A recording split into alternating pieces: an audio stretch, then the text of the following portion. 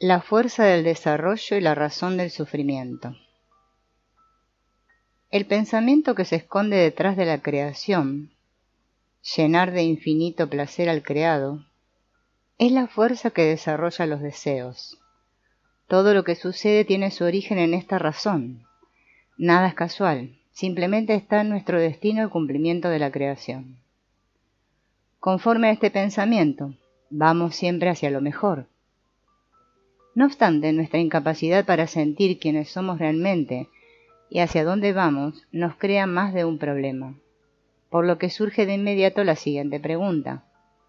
Si fuimos creados para ser felices, ¿por qué sufrimos?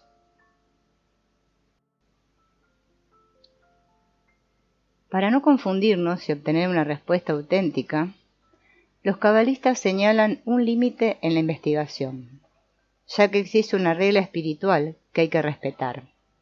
Lo que no puede ser logrado no puede ser llamado. Esto significa que la sensación del creador debe ser real y no una idea abstracta o intelectual. No podemos confiar en el imaginario ni en la interpretación de alguien más porque no conseguiremos una respuesta de ello. Debemos ser capaces de sentir al creador como sentimos el soporte de los pies cuando caminamos, y así como vemos la imagen que tenemos delante, cuando abrimos los ojos, es decir, de forma tangible, real y definida. Por otro lado, no comprendemos el porqué de las cosas y la razón del sufrimiento, debido a que estamos en un sistema cerrado. Esto se refiere al programa egoísta que controla los 5 sentidos y que busca siempre su efecto beneficioso. En otras palabras, lo que causa placer es aceptado y todo lo incómodo que provoca dolor es rechazado. Por este motivo, la percepción de la realidad, que debería ser el producto de ambos eventos, buenos y malos, es defectuosa. Se trata de una realidad subjetiva. La intención nunca será puesta en un cuadro general. Esto quiere decir que vivimos una realidad incompleta. La impresión que tenemos de la entera realidad es parcial, basada en los límites de mi realidad, donde se ve lo que se quiere ver, y actuamos en consecuencia, pretendiendo obtener siempre placer en todo lo que hacemos. Es innegable que una sensación completa solo se puede manifestar a través del contraste, como en la naturaleza simple de las cosas. Se siente el frío a través del contrario, el calor. Sin esa oposición, el frío en sí apenas sería una esencia y no lo sentiríamos. El contraste mayor o menor de lo bueno y malo es lo que debe medir para comprender que la discrepancia entre el deseo egoísta y el altruista es la razón del sufrimiento. Cuando la diferencia disminuya, la felicidad de cada uno de nosotros aumentará. La ley del sufrimiento dice: todos los problemas y sufrimientos nos ayudan a desarrollar la necesidad de unión y amor entre nosotros. Sin esta ley no tendríamos el más mínimo interés por los demás, ni la posibilidad de abrir nuestro corazón. En nuestra realidad, determinada por el deseo de recibir, no es posible definir una intención, porque cambia de manera constante de acuerdo a las circunstancias. La torpeza para incorporarnos a la realidad completa provoca que lo bueno y lo malo sea relativo, resbaladizo. Por ello, nuestra percepción nunca podrá basarse en algo así. Pongamos como ejemplo el desastre que genera un tsunami. Esta catástrofe que ocasiona la pérdida de miles de vidas y causa tanto dolor, puede ser también lo mejor que le ha pasado en años al que trabaje en la reconstrucción del área afectada. Nuestra realidad no se basa en aquello que se considera bueno o malo, sino que las circunstancias condicionan lo que sentimos. Y si lo hacemos en mayor medida, estamos midiendo lo imaginario.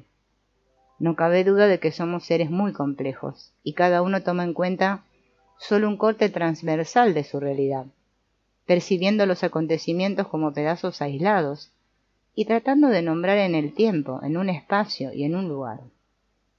No participamos de nuestro desarrollo porque no somos capaces de ver el diseño, al mentor, ni su plan ni propósito. Por esta razón, el placer y el dolor nunca se podrán medir en una realidad subjetiva, apoyada en una escala resbaladiza que cambia de forma constante. Esto significa que nuestros pensamientos, sentimientos e intenciones deben medirse en relación a una realidad completa, la del Creador, que no cambia y que siempre da. Entre estas dos situaciones, totalmente opuestas, se encuentra el contraste que nos permite saber quiénes somos, dónde nos encontramos y hacia dónde vamos. El contraste es el único punto de referencia que tenemos para involucrarnos de manera directa en el desarrollo y en la corrección de los deseos. Esto nos ahorra tiempo y sufrimientos hasta alcanzar la similitud de forma con el Creador. Cuando la intención se alinee de forma eventual con la del Creador, las sensaciones serán más profundas, los deseos serán íntegros y los pensamientos tendrán un lugar a donde ir, nuestro próximo estado corregido. La ley del desarrollo dice que solo por medio de una continua lucha entre dos fuerzas se hace posible nuestro desarrollo, una que construye y otra que niega y destruye. Por medio de su fuerte y constante lucha, una contra la otra, se crea completa y mantiene toda la realidad colectiva al mínimo detalle. Al ser partícipes del desarrollo, exponemos la diferencia entre el egoísmo y el altruismo, revelando nuestra verdadera naturaleza. Esto es una bendición, porque sentimos la extensión del deseo de recibir y su corrección. Los cabalistas lo describen como el reconocimiento del mal que permite definir la intención. Solo a través de una intención genuina y salvando todos los obstáculos del deseo de recibir, es posible progresar sin engañarse a sí mismo, dejando a un lado la fuerza, los conocimientos y cualquier otra teoría. El Creador nos dirige hacia la corrección por medio de nuestros deseos. Aquello que percibimos unas veces como bueno y otras como malo, es la mano derecha e izquierda del Creador, que nos influye hasta que deseemos lo correcto mediante los altibajos de los acontecimientos. ¿Cuáles son las fuerzas? Hay solo dos fuerzas que activan la creación. La fuerza de otorgamiento es el Creador, mientras que la fuerza de recepción es el hombre. Estas dos fuerzas se combinan entre sí para permitir al ser humano alcanzar el grado del Creador. Esto significa que el hombre tiene un anhelo egoísta de llenarse a sí mismo y uno altruista de otorgar. La única pregunta sería, ¿qué es lo primordial? ¿El deseo de otorgar y recibir el llenado para sí mismo? ¿O el deseo de recibir placer por lo otorgado? Depende de para qué usemos la recepción o el otorgamiento. La creación del yo y de todo lo que sentimos. El Zohar, conocido como el Libro del Esplendor, es una fuente antigua de sabiduría y la base de gran parte de la literatura cabalista. A lo largo de los siglos fue el principal y a menudo el único libro empleado por los cabalistas. Hoy en día está al alcance de cualquier persona. A pesar del lenguaje metafórico, amplía de forma significativa la visión del mundo y la comprensión de nuestra naturaleza. Su estudio permite acceder a los principios de la estructura espiritual de una manera más asequible y real para el ser humano contemporáneo. Esta y otras muchas propiedades extraordinarias explican el por qué Rabbi Shimon bar Yochai lo tituló El Libro del Esplendor.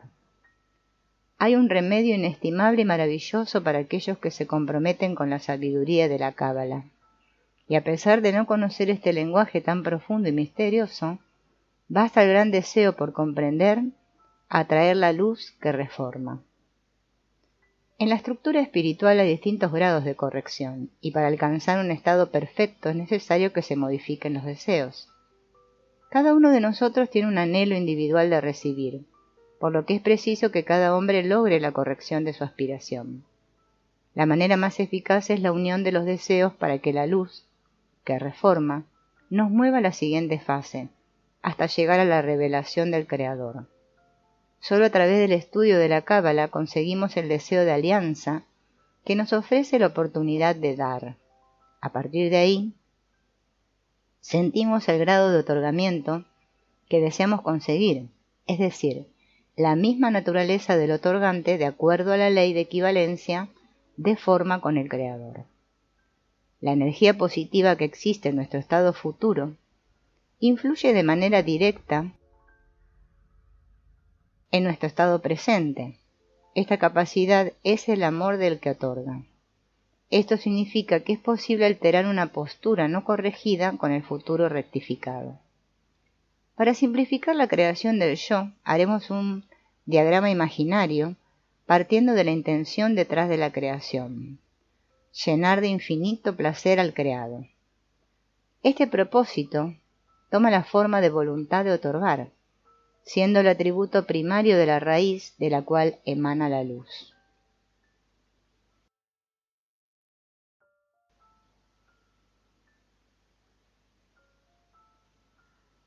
Como resultado del placer expresado en dicha irradiación, surge una respuesta en la voluntad de recibir, capaz de admitir la luz entera.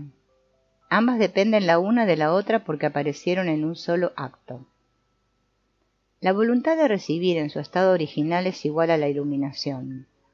No solo siente la luminosidad que está incorporada en ella, sino también el atributo de la raíz. Por esta razón se anula frente a la luz. Para prolongar la voluntad de recibir, la fuerza otorgante presiona sobre la recepción de la luz y crea su opuesto, el deseo de recibir placer para sí mismo, el yo que se encarna en el hombre. Aparece una primera forma del yo que reconoce el placer que viene dado por la luz, pero siendo solo deseo de recibir, lo único que puede hacer es sentir la fuerza creadora. Al ser el yo una fuerza opuesta, siente un vacío que lo cambia y surge una nueva forma de recepción cuando recibe la luz que emana del otorgante. En este punto, el yo sabe que su existencia depende de la recepción, pero decide tomar solo una pequeña porción de la luminosidad para asemejarse en algo al otorgante, es decir, recibir de acuerdo a su capacidad de dar. Este logro permite al yo adquirir una forma dual, un aspecto más alto de la fuerza creadora.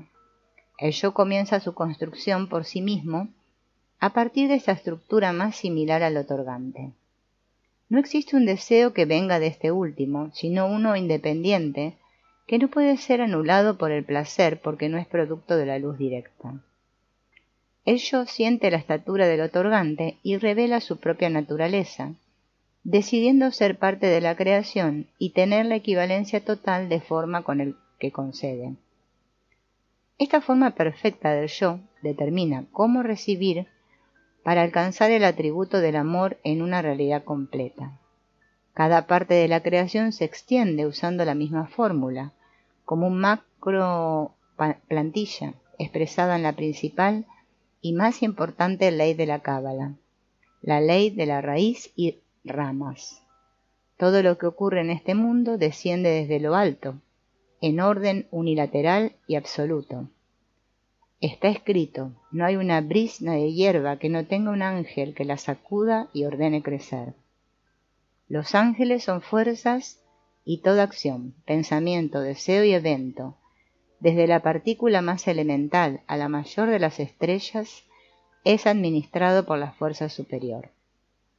Cada raíz tiene una rama y cada forma en este mundo, en cantidad y en calidad, es copia de su forma espiritual. No hay un detalle del mundo superior que no tenga su equivalente en el mundo inferior, como dos gotas de agua. Esto significa que detrás de cada cosa de este mundo hay una fuerza que lo activa y administra. Los cabalistas advierten que hay secretos en la Torá que están por encima de la capacidad de entendimiento. Ningún libro santo menciona estos secretos, tan solo la sensación que generan. Estos secretos son su esencia y está prohibido hablar de ellos. Prohibido significa imposible, no hay ninguna palabra al respecto, ya que solo se pueden conocer a través del logro. ¿Cómo denomino al amor? La fuerza superior rodea la creación y se manifiesta en relación al creado en forma de amor absoluto, constante e inmutable. El ser humano es el que cambia y siente adecuado o no este amor en la medida de su perversión o corrección. La intención, el sexto sentido. Si queremos atravesar la barrera impuesta por las sensaciones corpóreas, es necesario desarrollar un sentido adicional, el sexto sentido, que es la intención descrita por los cabalistas como un instrumento llamado pantalla, la cual sirve para interactuar con los deseos. Con la pantalla o la intención es posible regular el ingreso de la luz, el placer de recibir, de acuerdo a la corrección gradual del deseo de recibir, egoísmo. En la misma proporción que recibimos la irradiación, las cualidades internas cambian. Recibir conforme a la capacidad de dar permite atravesar la barrera. Aprender a manejar este instrumento no es nada fácil, si consideramos, sobre todo, la presión enorme que ejerce el deseo de recibir de los 5 sentidos frente a la intención. Este proceso se puede comparar al de una máquina con 5 engranajes alineados. Si centramos la atención en la rotación de cada uno, todo lo que procesa se queda dentro, por lo que necesita un sexto engranaje para poder sacar el resultado. Aquí se engendra un gran problema. Incluso conociendo el propósito de la creación y nuestro desempeño, parecería imposible usar la intención en lo que hacemos. Es como si estuviéramos sellados. La fuerza de la intención será, sin embargo, la que determine el éxito del proceso. Pero siempre y cuando aceptemos que el recibir para satisfacción propia es una experiencia sumamente limitada y nunca podrá ser colmada. Solo es necesario recordar qué ocurre cada vez que deseamos algo. En el mismo instante que lo conseguimos, el placer del deseo cumplido desaparece. La satisfacción se diluye. El placer es sentido en el punto de unión entre un deseo y su llenado. Cuando el placer va más allá del deseo, no es posible seguir sintiéndolo. La ley de la existencia. Seguiremos repitiendo los mismos errores hasta aceptar que es imposible llenar un deseo egoísta porque es contrario a la existencia del deseo y de la luz. Aquellos instantes que disfrutamos se deben a que dilatamos el placer en el momento que lo encontramos hasta el instante en el que se ha ido. Por aquellos breves placeres tendremos que pagar en su totalidad con el dolor desarrollándose dentro y que viene con el vacío recién formado.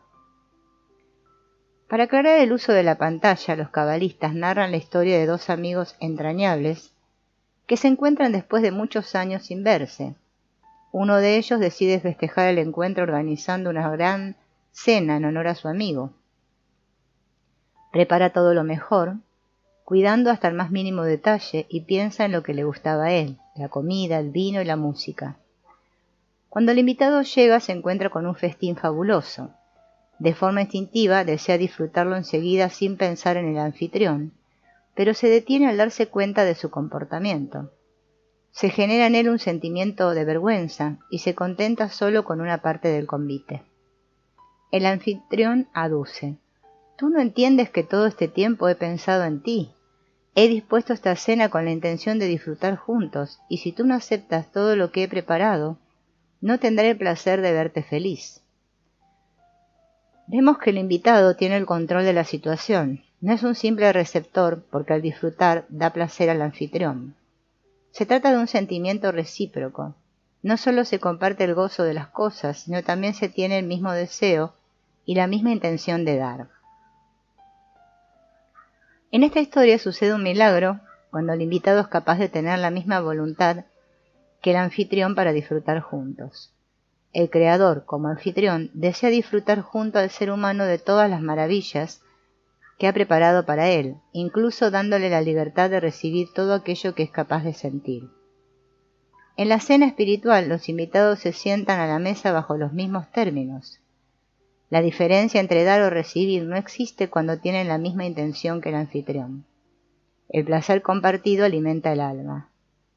La cábala es la única ciencia que ofrece la metodología para desarrollar el sexto sentido y para aprender a usarlo con el beneficio de un logro real de equivalencia de forma con el Creador. ¿Qué determina mi realidad? Mi intención determina mi realidad, donde yo decido ser la gota o ser el mar. Equivalencia de forma. El universo se mantiene bajo una fuerza constante que iguala la presión interna con la presión externa en simetría. Esta fuerza superior lleva a cada parte de la creación a un perfecto equilibrio, un estado de calma y de balance. Esto lo demuestran de forma amplia los conocimientos de varios científicos con los resultados obtenidos en el tiempo. Si atendemos a los astrofísicos, una gran explosión conocida como el Big Bang fue el origen del universo, y desde entonces lo que ha venido después es consecuencia de la equivalencia de fuerzas internas y externas. En los diferentes niveles de la naturaleza, la ley de equivalencia se observa de manera estricta. La fuerza interna del nivel inanimado, vegetativo y animado se alinea continuamente con la externa de la naturaleza, manteniendo una mesura y balance constantes. El nivel humano no observa, sin embargo, esta ley porque no pertenece al mismo ambiente del mineral, vegetal y animal, que actúan en sintonía con la naturaleza. El ser humano es opuesto a ella, incluso se podría decir que vive en contra, si consideramos la destrucción progresiva del planeta, y como no siente las fuerzas, no sabe cómo observar esta ley.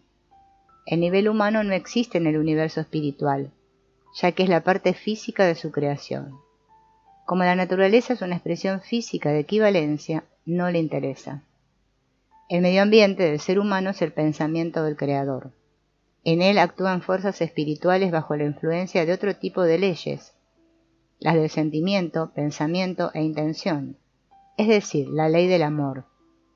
Para sentir, no obstante, el medio ambiente al que pertenecemos, que es el del Creador, es necesaria la expresión de equivalencia en la naturaleza.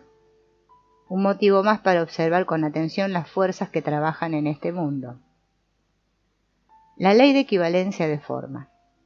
La equivalencia es una ley presente en todos los mundos, tanto en el material como en el espiritual.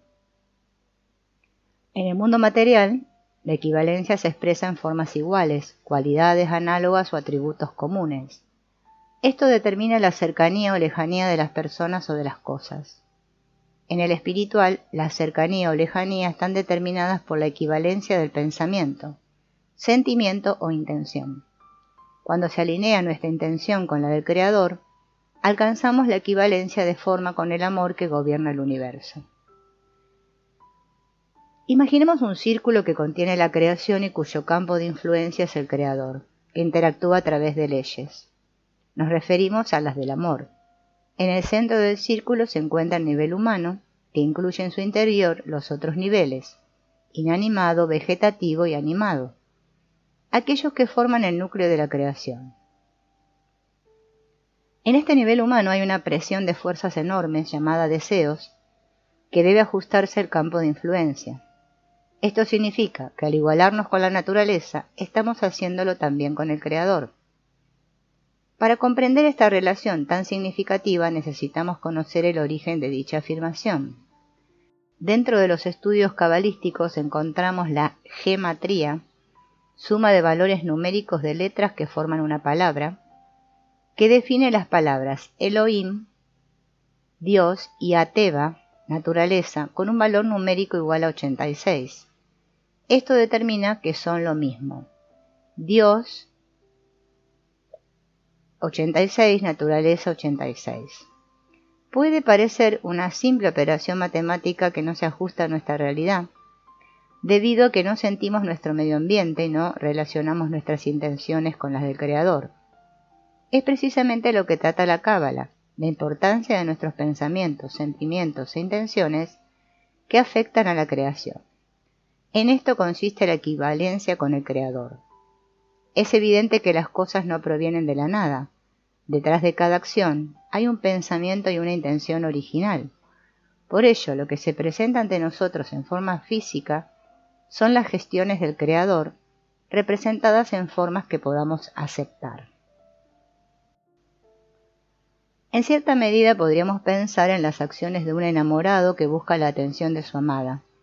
Le envía flores, le escribe cartas de amor y hace todo lo posible por crear un vínculo indeleble, más allá de la unión física. Y en ese espacio intangible es donde se siente el amor.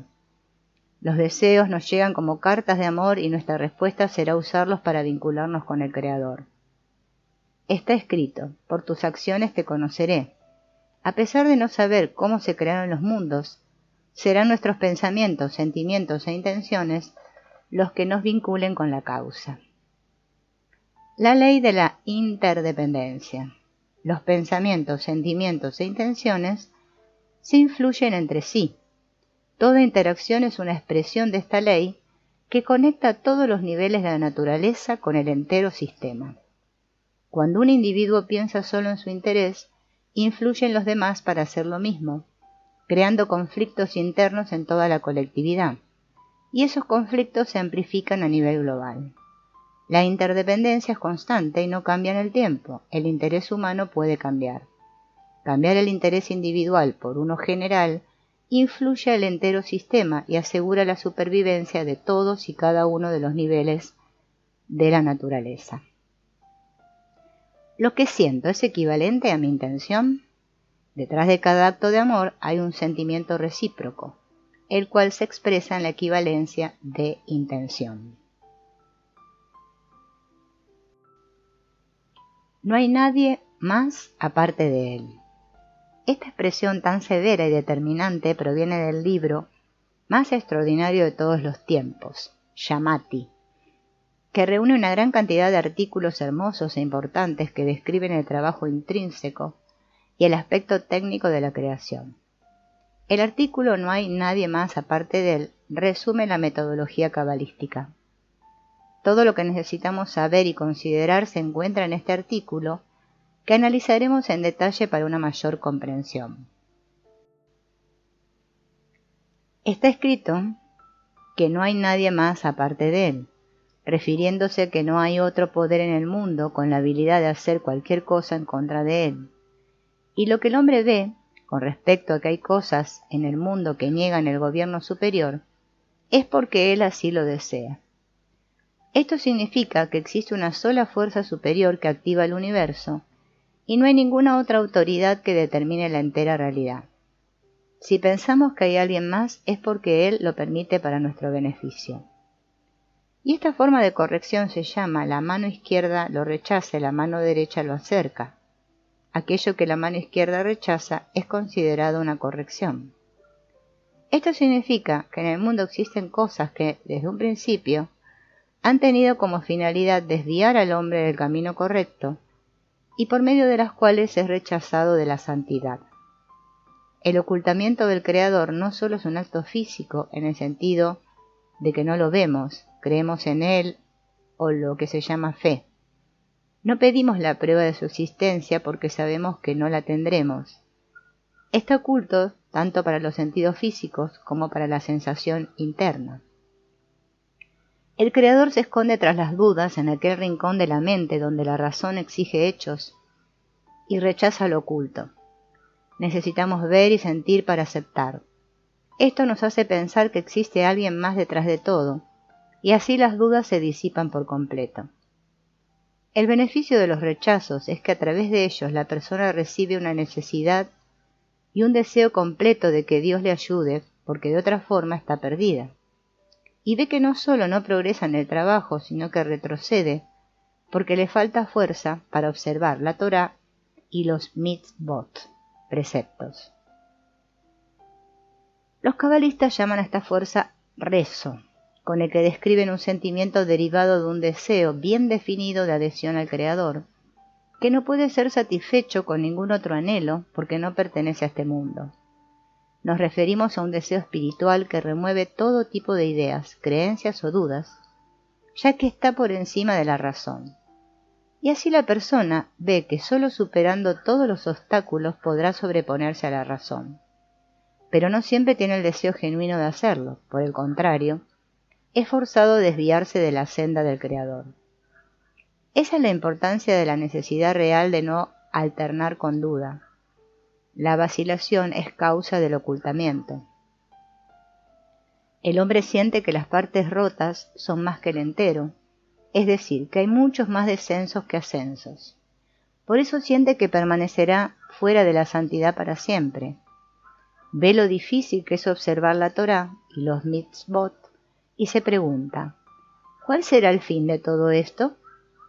El ocultamiento se podrá superar únicamente con un deseo extremo. Este aumentará solo en lejanía porque genera una necesidad más grande. Se puede comparar en cierta manera a la distancia que interpone un padre con su hijo. Al apartarse da más espacio al adolescente y le ayuda a convertirse en adulto.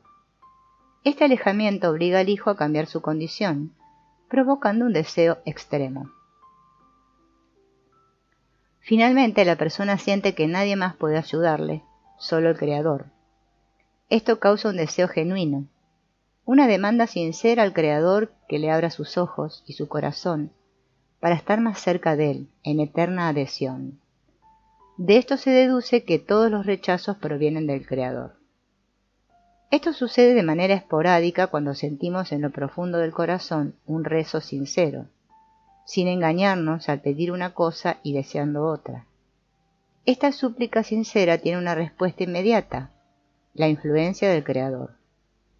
Eso significa que los rechazos de lo que es objeto no suceden porque ha cometido faltas o por no tener la habilidad de sobreponerse, sino que esos rechazos son para aquellos que verdaderamente quieren acercarse más a Dios. Con el objetivo de que dicha persona no esté satisfecha con permanecer tan pequeño como un niño, sin conocimiento, recibe ayuda desde lo alto de manera que diga: gracias a Dios observo la Torá y cumplo con buenas obras. ¿Qué más podría pedir? Por el rechazo, que entra como dudas, somos capaces de ir por encima de la razón, sin quedarnos inmóviles y satisfechos, con la distancia que nos separa del Creador, y con la eterna esperanza de que quizá, después de la muerte, estaremos junto a Él. Sin las acciones del Creador seríamos igual que un niño en los brazos de su madre, que manipula con lamentos el deseo de mantenerse por siempre en su condición cómoda junto a ella. Pero, por ese mismo amor, la madre separa al hijo de su regazo para enseñarle a caminar. Esto quiere decir que no debemos permanecer cómodos y satisfechos en nuestra condición actual. Será la fuerza de nuestro lamento la que nos acerca al Creador, y la fuerza de su amor la que nos aleje hasta aprender a caminar por cuenta propia. Solo si esa persona tiene un verdadero deseo, recibirá ayuda de arriba. Constantemente se le mostrará cómo son sus faltas en su estado presente. Esto significa que se le enviarán pensamientos y visiones que trabajarán contra sus esfuerzos para que él vea que no es uno con el Señor. Cuantas más veces se sobreponga, verá con mayor claridad que se encuentra en una posición más alejada de la santidad que otros que se sienten uno con el Señor. Solo siendo sincero tendré la ayuda desde arriba. Este hecho no supone que el Creador cambie su actitud hacia mí, sino más bien que yo cambiaré mi necesidad por Él. Este deseo honesto abre un lugar en el que la percepción del Creador se realiza. Se trata de una ley y por lo tanto se cumple. Es la respuesta tangible al rezo, que depende de la actitud interna del ser humano. En definitiva, la discrepancia de pensamientos que viene con las dudas es algo que no depende de la persona, porque son las acciones del Creador sobre ella mientras crece y se hace un adulto espiritual. Este contraste se siente como una experiencia en contra del esfuerzo por llegar a la meta. No importará cómo de amplio o de bueno sea el progreso interior de esa persona, que debe llegar al punto de socavar sus deseos. Esto procede del ocultamiento del Creador, hecho a propósito para permitir que la persona sienta la diferencia entre su estado presente y el que debe alcanzar. Esta situación conlleva ir por encima de la razón y superar toda condición adversa para alcanzar el siguiente nivel. Si la persona estuviera satisfecha, creería que está muy cómoda permaneciendo en ese nivel. Pero no es posible porque Dios creó al ser humano para llenarlo de manera completa, y lo ilumina con su luz para que sienta el contraste con el siguiente nivel. Paso a paso y por sí mismo, desarrolla esta necesidad, una vez más, para moverse hacia el próximo nivel. Pero por otro lado, siempre tiene quejas y demandas. No puede justificar la actitud del Creador hacia él, y siente dolor de no ser uno con Él hasta llegar a creer que no tiene parte en la santidad. Aunque ocasionalmente se le despierta desde arriba, lo que le revive de forma momentánea, pronto cae de nuevo en un abismo. Este alternar de sensaciones es, no obstante, la causa que le permite darse cuenta de que solo Dios puede ayudarle y realmente se acerca a Él. En una situación ambigua, la persona cambia su percepción y ve que, a diferencia de él, los demás están cómodos con su condición. Llega así a un estado de insatisfacción absoluto, de duda y de completa desesperación. Estas cosas pasan en un verdadero trabajo espiritual, pero no significa en modo alguno que debamos despreciar la vida, que merece la pena vivirla completa. Nos referimos solo a nuestra incapacidad de vincularnos con el Creador. Sin embargo, creemos que la vida es así y esperamos que las cosas cambien a nuestro favor. Pero esta ayuda no llegará. Incluso el despertar que viene de lo alto es para alcanzar una verdadera necesidad de vincularnos con el Creador. Si no abandonamos la idea de que hay alguien más para ayudarnos, o un maligno que nos impide corregirnos, estamos perdidos. Y será el sufrimiento el que nos obliga a aceptar que no hay nadie más aparte de Él. Nos guste o no, hay un propósito que debemos cumplir. Nadie hará el trabajo por nosotros. Esto no quiere decir que nuestras acciones, por buenas que sean, cambien los acontecimientos. Ninguna acción tiene efecto en la causa. Solo un gran deseo de adhesión al Creador puede cambiar nuestra situación.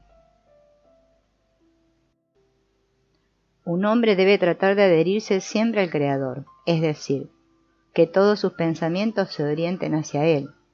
Significa que si se encontrara todavía en el peor de los estados, de donde no puede haber un mayor descenso, no debe abandonar su dominio de manera específica, ni pensar que hay otra autoridad que le impide entrar a la santidad, la cual tendría el poder de beneficiarle o hacerle daño. Debemos aferrarnos a la afirmación, no hay nadie más aparte de Él, incluso cuando sintamos que el camino a la superación espiritual está bloqueado. Todo lo que acontece sirve para que los pensamientos atraviesen los deseos y veamos las acciones del Creador.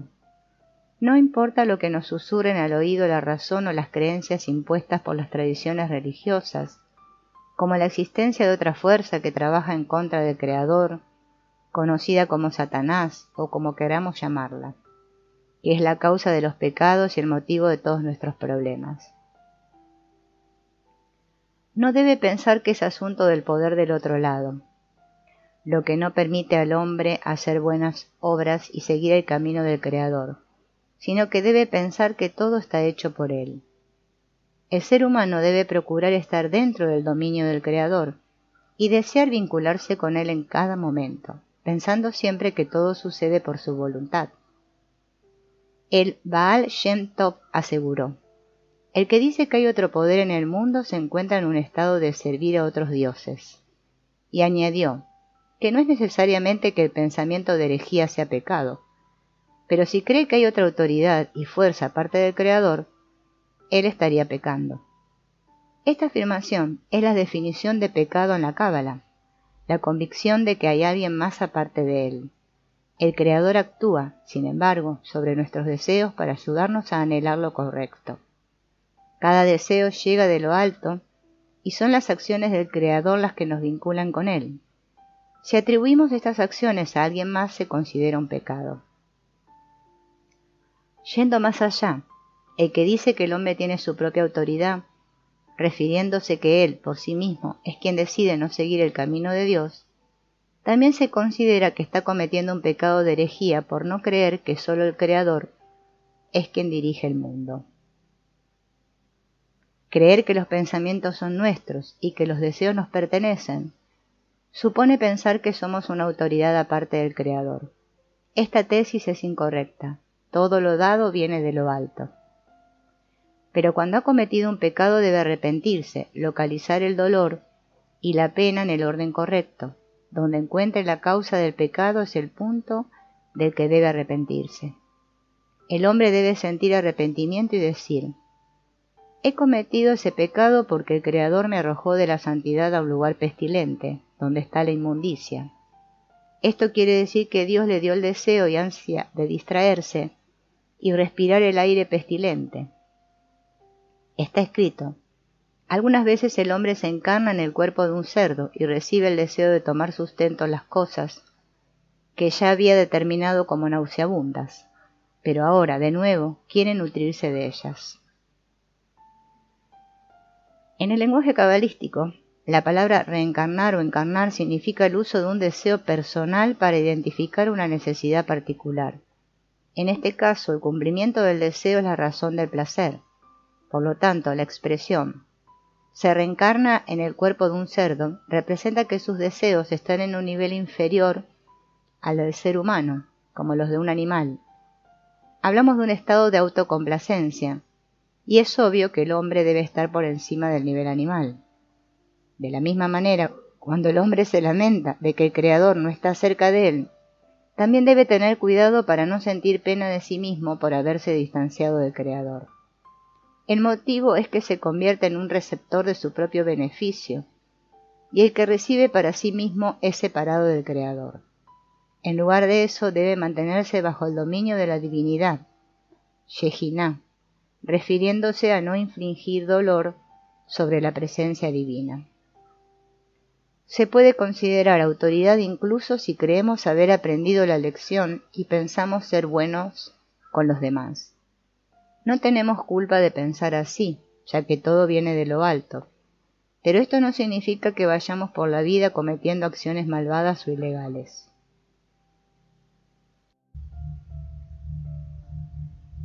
Uno debe tomar como ejemplo cuando le duele un pequeño órgano. El dolor se siente principalmente en la mente y en el corazón, en la mayoría de los hombres. La sensación de un simple órgano no puede asemejarse a la sensación del dolor en la estatura de la persona, donde la mayor parte del dolor es sentido. De igual forma, es el lamento del ser humano cuando se aparta de la presencia divina, ya que no es más que un simple órgano del Creador. Él es el alma general, por lo tanto, la sensación de un simple órgano no se parece a la sensación del dolor general. Está escrito: cuando un hombre se lamenta, la divinidad, Shejiná, dice: oprobio mi cabeza. Esto significa que al Creador le duele que las partes del alma sean separadas de lo que no toma previsión. Si un hombre relaciona el dolor a estar distante de la divinidad, está salvado de caer en la trampa de Sitra Ahra, que es la separación de la santidad. El mismo principio se aplica cuando uno se siente de alguna forma cercano a la santidad y cuando está feliz de haber merecido el favor a los ojos del Creador. Entonces debe decir que el motivo de su alegría es que ahora hay un gozo en la presencia divina por traer cerca de ese órgano y no haberlo distanciado. El ascenso conlleva un problema tan grande como el descenso, porque cuando el intelecto está satisfecho no desea nada más. Permanece inmóvil y alcanza un estado de comodidad que le da placer, y esto impide el progreso espiritual.